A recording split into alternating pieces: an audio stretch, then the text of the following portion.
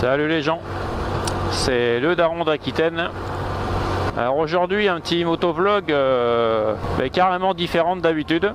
C'est-à-dire que je vais traiter d'un sujet de santé, comme on dit, de santé pour tous en fait, puisque il s'agit du test du dépistage du cancer colorectal, ou colorectal je crois qu'on dit plutôt.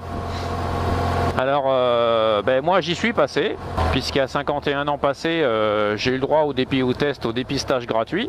Alors je vous parle de ça parce que bon, j'ai pas mes résultats définitifs, puisque à la coloscopie ils m'ont retiré deux, je sais plus comment on dit, polypes, ouais je crois qu'on dit ça. Bon, a priori d'après le chirurgien qui a plus l'habitude que moi,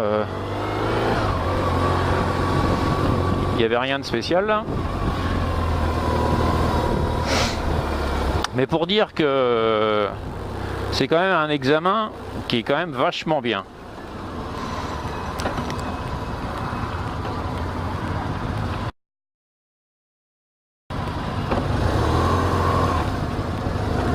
Vachement bien dans le sens où c'est quand même votre vie qui en dépend, quoi, puisque d'abord la première étape, je vais vous raconter un petit peu. La première étape, c'est de faire un petit test de sébum à la maison. Donc c'est rien de spécial, vous prenez une petite bandelette, vous testez, vous la trempez dans vos sels, vous mettez dans le bocal, vous envoyez et voilà quoi. Donc moi ils m'ont trouvé un peu de sang dans les sels. Donc après visite chez le médecin, donc il faut faire une coloscopie.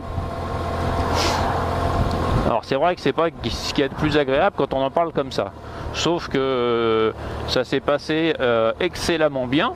C'est-à-dire que c'est une petite intervention sous anesthésie générale qui dure un petit quart d'heure. Alors dans la clinique où j'ai été, ça s'est passé comme une lettre à la poste, on va dire. Personnel aux petits soins, super gentil, le timing parfait, arrivé à l'heure, sorti à l'heure, nickel. Pas de comment dire, de mauvais syndrome post-réveil. Non, nickel chrome quoi. Bon, le plus chiant, je vous dirais, c'est la préparation à l'examen. C'est-à-dire que vous doutez bien que pour faire un examen colorectal, ils vous mettent une sonde dans le trou de balle. On va faire cru, avec une caméra, ils regardent ce qui se passe et ils essayent de déterminer d'où vient le sang qu'ils ont trouvé dans les selles. En général, c'est les petits polypes, parce que j'essaie de me renseigner un petit peu plus, ça n'a rien à voir avec les hémorroïdes. Donc c'est des petits polypes qui saignent en fait.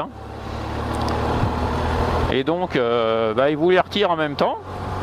Parce que moi ils étaient petits, donc ça nécessitait pas une autre opération.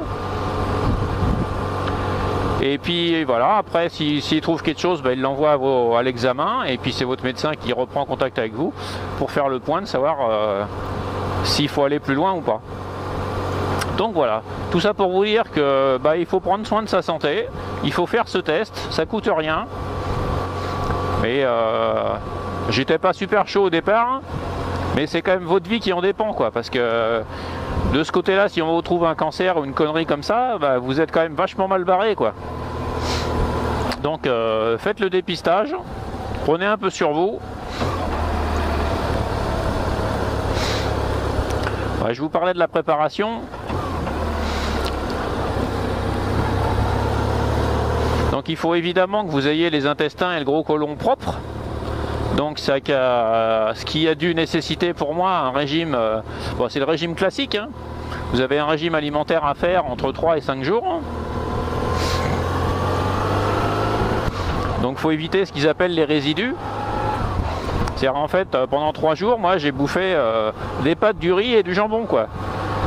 Pas de fruits, pas de laitage, enfin voilà quoi. Tout ce qui facilite a priori le transit intestinal n'est pas autorisé. Bon, bref. Donc 3 jours de régime comme ça, le problème c'est qu'il faut être à jeun de la veille avec un... Donc moi j'ai été à jeun pendant 24 heures, même 26 heures. Bon évidemment mon médecin m'avait arrêté 2 jours, donc le jour de la colo, de l'examen, enfin de l'opération, parce que c'est une opération quand même, plus le lendemain pour reprendre un peu mes esprits on va dire. parce que j'ai quand même un travail physique et je pouvais pas me permettre de pas être en forme au boulot, quoi. Donc le plus chiant, je vous expliquais, c'est la préparation à l'examen. C'est-à-dire que bon, vous avez votre régime et la veille de l'examen, vous devez ingurgiter une grande quantité d'eau, alors soit avec du produit dissous dans l'eau, soit avec des cachets à avaler, quoi. Alors moi j'ai choisi la solution cachet parce que j'ai pas de difficulté à les avaler, même des gros, mais il y en a quand même 30 à se taper, quoi. 20 20 la veille et 10 le matin, quoi. Et il faut boire entre 2 et 3 litres d'eau pendant ce truc là, quoi. Enfin, pendant que vous prenez vos cachets. Et après par contre vous devez être à jeun strict. Alors il y en a qui choisissent la manière eau, en fait c'est pas des cachets, c'est c'est la même solution mais qui est à dissoudre dans l'eau et à boire comme ça. Alors, il paraît que c'est un goût dégueulasse, comme souvent les cachets d'ailleurs, hein. Donc si vous n'arrivez pas à avaler des cachets, bah, vous prenez la solution buvable. Donc voilà, moi j'ai pris la solution cachet, ça fait un peu bizarre, on a l'impression d'avaler du sel, quoi. Mais tout s'est bien passé.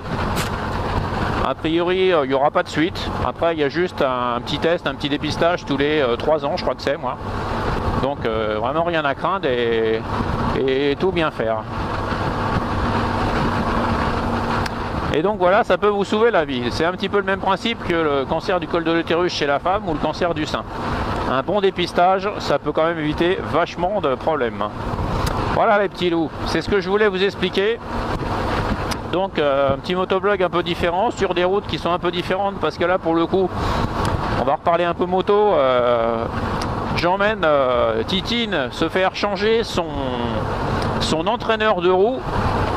Puisque je sais pas si vous me suivez depuis un petit moment, mais mon histoire de compteur, c'est une histoire de fou. J'ai mon compteur qui est en panne depuis un bon moment. Il a fallu commander j'avais 2 solutions, soit l'entraîneur de roue, soit le câble. Et pour éviter les frais supplémentaires, on va dire, j'ai voulu faire en 2 étapes. J'ai voulu faire d'abord le câble et ensuite l'entraîneur. Manque de peau, c'était pas le câble.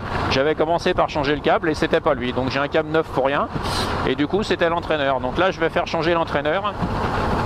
Et ensuite j'aurai mon beau compteur qui va bien marcher. J'espère. Sans après ça peut être autre chose, hein. Sauf que BM a tardé vachement longtemps à envoyer la pièce. Alors je sais pas si c'est fait exprès pour aller chez BM ou quoi, mais bon. Moi j'ai mon motociste, mon marchand de moto qui est à une demi-heure de chez moi. Je vais pas aller me taper 1h30 de route pour monter à Bordeaux pour ça, quoi. Encore Titine serait sous garantie, je dis pas, mais là c'est pas le cas. Donc voilà. Donc pour ceux qui connaissent le coin, hein, je vais sur la Teste de Bûche chez mon concessionnaire, donc c'est Océan Moto. Voilà. Une équipe au top, des bons conseils, un bon service. C'est eux qui font l'entretien de Titine. Donc le pourquoi du comment de cette route. Voilà les gros. Je vous dis à bientôt pour un nouveau daily ou un nouveau motovlog. Ça c'était un petit peu exceptionnel. Toujours pareil, sortez couverts, équipez-vous, soyez prudents et ride safe attitude.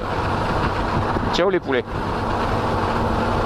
Alors si je vous ai mis un titre un petit peu putaclic entre guillemets, puisque ça s'appelle comme ça, c'est pas pour me faire des likes, des vues, des tout ce que vous voulez, c'est vraiment pour...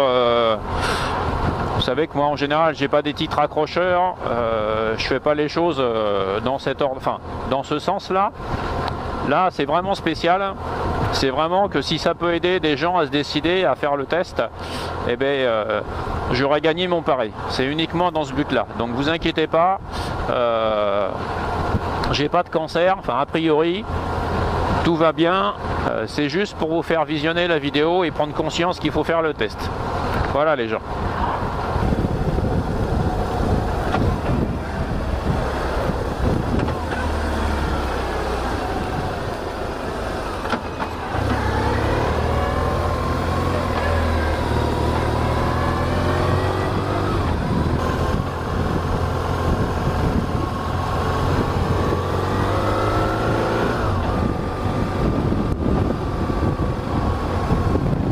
Toi, tu m'as fait de la merde avec ta remorque, toi.